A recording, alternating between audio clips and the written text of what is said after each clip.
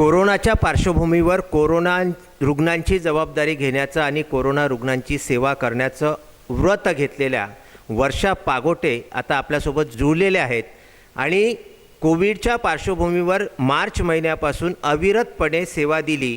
आपल्या ज्या नर्सेस भगिनी होत्या, जे ब्रदर नर्स होते, त्यांनासुद्धा निभावून नेलं. वेळप्रसंगी 2-2 हात करण्याची अनेक वेळा प्रसंगसुद्धा त्यांच्याकडे येऊन पोचले, पण कुठल्याही परिस्थितीमध्ये न डगमगता अगदी 22 मार्चपासून ज्या दिवशीपासून लॉकडाऊन लागलं होतं त्या दिवशीपासून आजपर्यंत कोरोना सुपर स्पेशालिटी हॉस्पिटलमध्ये कार्यरत असलेल्या वर्षा पागोटे यांना राज्यस्तरीय महाराष्ट्राच्या राज्यपालांनी नुकताच राज्यपालांचा पुरस्कार जाहीर केलेला आहे.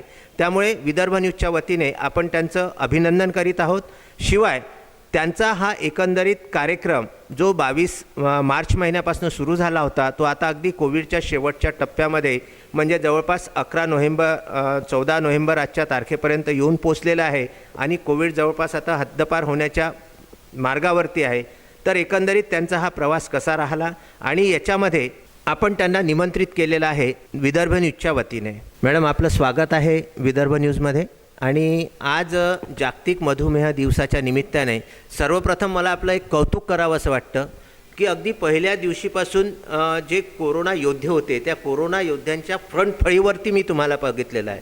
म्हणजे ज्या दिवशी मला असं वाटते ज्या दिवशी तुमच्या इथे सुरुवात झाली होती त्या दिवशी तुमचा पहिला इंटरव्ह्यूसुद्धा मीच घेतला होता. पहिली फळी आपली बाहेर निघत होती 14 दिवसांचा हे करून आणि दुसरी फळी ज्या दिवशी आपली आतमध्ये होत होती आणि कोरोनाचं सगळं भीतिमय वातावरण ज्यावेळेस पहिल्यांदा सुरुवातीला महिन्यामध्ये झालं होतं त्यावेळी आपली चर्चा या विषयावरती झाली होती. तर नेमकं हा जो आपला कोरोनाचा प्रवास आहे 8 महिन्यांचा आहे एकंदरीत कसा राहिला पहिला? नमस्कार. सर्वात महत्त्वाचा तुम्ही एक प्रश्न विचारला की पहिल्यांदा तुम्ही माझा इंटरव्ह्यू घेतला आणि त्यावेळी बघितलेली स्वतः तुम्ही तिथली सिच्युएशन होती की सगळे घाबरत होते आणि त्यावेळी मला एकच वाटलं की यावेळी माझं धाडस जिद्द हे खरंखुरं इथे उपयोगाला येणार आहे आणि त्या माध्यमातून माझं धाडस आणि जिद्दीला मी सोबत घेऊन मागच्या 7 महिन्याचा प्रवास केलेला आहे. या संपूर्ण कालावधीमध्ये अनेक चढ उतार आले, ते सगळे निभवून आम्ही इथपर्यंत आलो. अर्थातच आमच्या सहकाऱ्यांचं सहकार्य खूप चांगलं लाभलं, त्याच्यामुळे हे शक्य झालं. पण तरी ह्या सगळ्या प्रवासामध्ये माझा जो रोल राहिलेला आहे, माझा नर्सिंग स्टाफ, चतुर्थ श्रेणी कर्मचारी, बाकीचे सहकारी यांना धाडस देणं की नाही आपण जिंकू, खूप दूर नाही आहे, पुष्कळशी लढाई जिंकलेली आहे आपण. बस कुणाला सांगायचं 15 दिवस आहे, कुणाला सांगायचे 10 दिवस आहे, कुणाला सांगायचं की काही होत नाही बघ आम्ही किती दिवसाचं करतो आहे. आणि रविभूषण सर आणि आम्ही तर अक्षरशः कधी कधी म्हणजे जसं असलं तसं इमर्जन्सीमध्ये सरळ वरपासून खालपर्यंत पळी करायचं. पण स्वतःच्या जर प्रिकॉशन घेतल्या तर कोरोना हा तुमच्या मागे धावून येत नाही, तुम्ही कोरोनापर्यंत पोहोचाल. सर्वात महत्त्वाचं तुम्ही एक सोशल डिस्टन्सिंग ठेवा, हँडवॉश करा तुम्ही आणि कुणाशीही कम्युनिकेशन करताना किंवा बोलताना असं समजा की जसं आपण एका काळात समजतो की नाही उपचार करताना हा एड्सचा पेशंट असू शकतो म्हणून आपल्याला प्रिकॉशन घ्यायचं आहे, तसं कोरोनामध्ये काम करताना सुद्धा आपण प्रिकॉशन घेतल्या पाहिजे. आणि त्यावेळीच सर्व पोरींना एक वाटायचं की एक नर्सिंग चॅलेंजेस म्हणून जर म्हटलं तर रुग्णांची सेवा करताना स्वतःला कसं प्रिव्हेंट करायचं, कुटुंबाला कसं प्रिव्हेंट करायचं आणि त्यातच रुग्णांची सेवा कशी करायची हे सर्वात मोठं चॅलेंज होतं. त्यातल्या त्यात कोविड म्हटलं की आमच्याजवळ केवळ कोविड जरी नाव असलं तरी त्याच्या नावाखाली सगळ्याच आजाराचे रुग्ण तिथे होते. ते डायबेटिक असो, ते हार्ट डिसीज असो, ते सायकेट्रिकचे असो, इपिलिप्सीचे असो, म्हणजे सगळ्या डिसीजच्या आजारावरती आम्हाला लढायचं होतं. म्हणजे एक प्रसंग तर आम्ही असा पाहिलेला होता की आम्ही जस्ट राऊंडला गेलो होतो, एक इपिलिप्सीच्या पेशंटला झटका आला आणि ती पडली, त्याच्या मागे पूर्ण नर्सिंग स्टाफ धावला. लगेच एक सायकेट्रिक पेशंट आला आणि तो म्हटला की मला इथून उडी मारायची आहे. मग टीमने कुठे जायचं, मग अशा प्रसंगाला कसं निभवून न्यायचं असेही प्रसंग आलेत. या सर्व बाबीमध्ये आता आपला जो खराखुरा कार्यक्रम आहे डायबिटिकचा, तर सुरुवातीलाच देशमुख सरांनी अविनाश चौधरी सरांनी सांगितलं की नर्सिंग रोल हा सर्वात महत्त्वाचा आहे. मान्यच आहे की नर्सिंग रोल सर्वात महत्त्वाचा याच्यासाठी आहे की आज WHO पासून नॅशनल ऑर्गनायझेशनपर्यंत एकच म्हणणं आहे की समाजाच्या शेवटच्या टप्प्यापर्यंत एक नर्स गेल्या पाहिजे आणि जिथे नर्स पोहोचेल तिथे आरोग्यसेवा पोहोचेल. मग ती नर्स तुम्ही ट्रेनिंग त्यांच्या घरच्या नातेवाईकाला द्या, भावाला द्या, बहिणीला द्या, आशाला द्या, पण ती नर्सिंगचं मॅनेजमेंट त्यांच्यापर्यंत गेल्या पाहिजे. तर त्यांना कसं एज्युकेटेड करायचं नातेवाईकांना की हा पेशंट आहे, डायबिटिक पेशंट आहे, जोपर्यंत आमच्या सोबत आहे, बेडवर आहे, तोपर्यंत आम्ही त्याची केअर करतो आहे. सरांनी एक सुंदरसं मगाशी म्हटलं की हायपोग्लायसेमियामध्ये जाणारा पेशंट सांगतो की मला कसं तरी वाटतं, अस्ताव्यस्त होतं. डॉक्टर धावून येतात, लगेच ब्लड शुगर करतात, लगेच त्याच्यावर इन्सुलिनचे डोजेस मेंटेन करतो. पण तो हायपोग्लायसेमियामुळे मध्ये का गेला याची कारणं खरी नर्सेसला माहिती असते, कारण ती जवळून बघत असते तो काय जेवण करतो आहे, त्याचं मला नियमितता कशी आहे, दररोजची रोजनीशी कशी आहे, त्याच्यानंतर त्याच्यावाला पाणी कसं पितो आहे तो, त्याच्यानंतर एखाद्या वेळी खूप जेवण करतो, एखाद्या वेळी उपाशीच राहतो. ह्या सगळ्या हॅबिट्स ती जवळून वॉच करते. त्याच्यामुळे हायपोग्लायसेमियाचं जवळून कॉज ती सांगू शकते. एखाद्या पेशंटची खूप शुगर वाढत असेल लेवल, तर त्याचंही कारण ती सांगू शकते. म्हणजे खरा रोल हा नर्सिंगचा असतो. आणि डायबिटीज आजार जर म्हटलं की आत्तापर्यंत जी चर्चा झाली की लोकांनी खूप मोठा, तर सरांनी खूप कॉन्फिडन्स दिलं की जर डायबिटिक आजार तुम्ही स्वतःच्या सवयी, व्यवस्थित आहार, तुमचा व्यायाम आणि उपचार ह्या गोष्टी रोजनीशी व्यवस्थित ठेवली तो कंट्रोल होतो.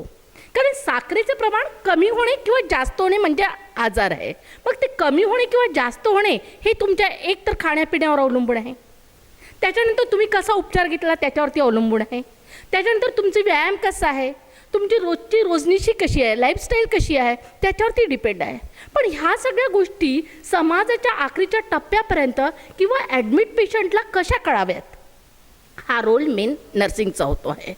एक नर्स जेव्हा त्याच्याजवळ जाऊन सांगते की बाबा रे तुम्ही खूप व्यवस्थित जीवन जगू शकता, पण केव्हा तुझी लाईफस्टाईल अशी असावी आणि तू काय चुकतो दररोज मला माहिती आहे, तुम्ही काय चुकता आजोबा मला माहिती आहे, तुम्ही काय चुकता काकू मला माहिती आहे. ही जेव्हा तिला जवळून समजवते तेव्हा तिला असं वाटतं की 2 दिवस यांनी म्हटलं त्याचं करून बघावं.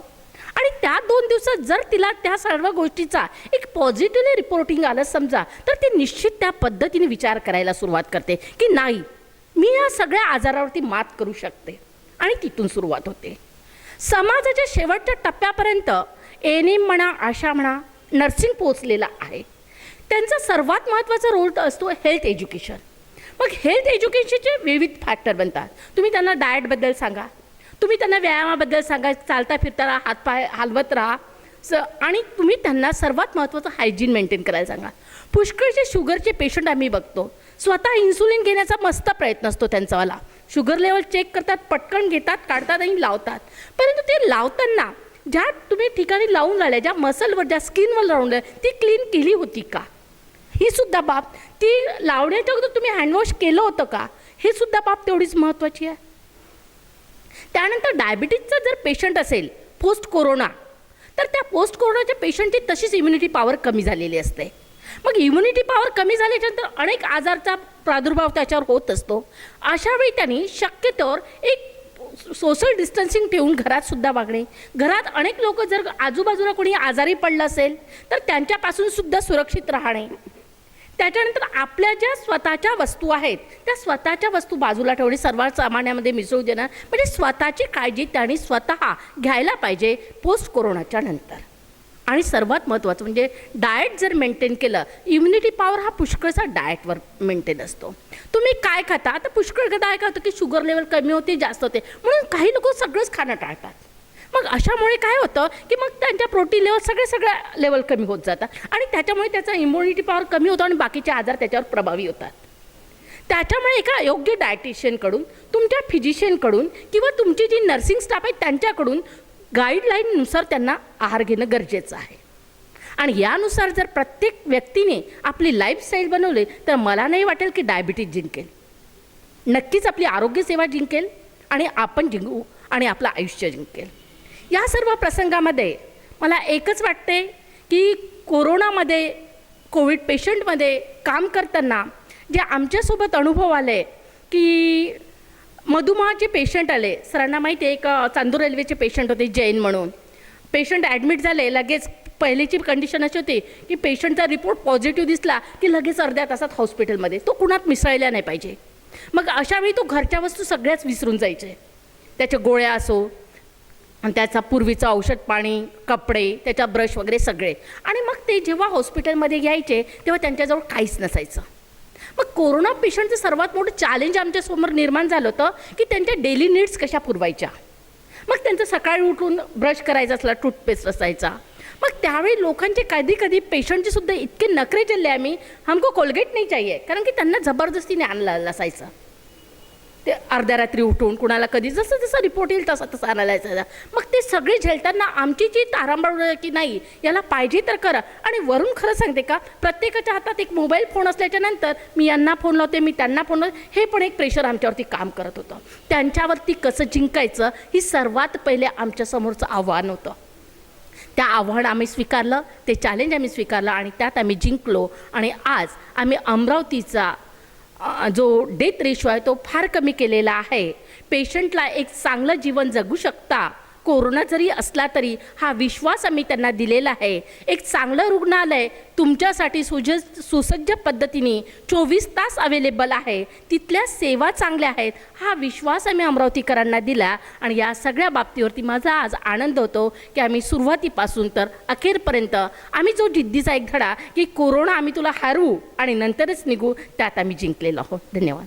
खूप चांगलं आणि अगदी मनापासून त्यांनी जे मार्गदर्शन आपल्याला केलं, गेल्या 8 महिन्यांपासून अविरतपणे सुपर कोविड हॉस्पिटलमध्ये कार्यरत असणाऱ्या वर्षा पागोटे ह्या आपल्यासोबत होत्या. त्यांना आलेल्या अनेक अडचणी आणि मधुमेही रुग्णांबाबत त्यांना कुठल्या प्रकारच्या अडचणी आल्या आणि नेमकी ज्यावेळी रुग्ण यायचे त्यावेळी त्यांना रात्री अपरात्री उठवून आणल्या जायचं, त्याच्यामुळे त्यांच्याजवळ ज्या स्वतःची जी व्यवस्था, स्वतःची जी औषधे ती विसरून यायचे. त्याच्यामुळे नर्सिंगवरती कुठल्या प्रकारचं एक दडपण आणि प्रेशर काम करत होतं आणि ते कसं त्यांनी निभावून नेलं या संदर्भात त्यांनी सविस्तर चर्चा आणि मार्गदर्शनसुद्धा आपल्याला दिलेलं आहे.